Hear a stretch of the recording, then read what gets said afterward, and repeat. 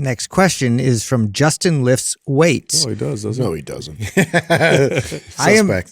I am very hamstring and glute dominant. How do I make lower body movements more quad based, especially unilateral? You're blessed. Yeah. Here's a easy. So rare. And here's an easy way to do that. All Justins are glute dominant. Yeah, that's the thing. Apparently. Yeah.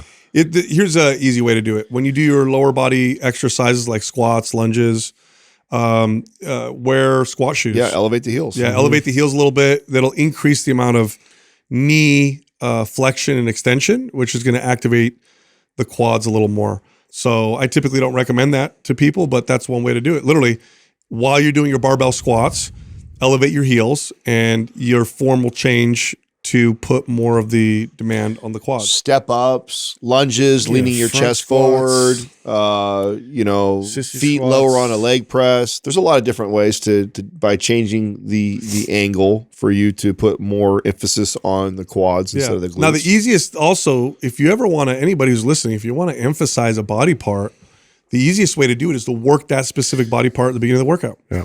So at the beginning of your leg workouts, this is a great time to do quad isolation exercises first, which you normally don't see, but this would be a great time to do it. So leg extensions, sissy squats. Sissy squats would be a great one to start with. Yeah, do like 2 quad exercises first, then go to all your other leg exercises, and you're going to get more quad development by doing it that way, and you'll get less of the glute and hamstring development. Now, for the reverse, obviously, if somebody wants more glute or hamstring, it would be the same advice, right? Is to prioritize that at the beginning of the workout. Mm-hmm.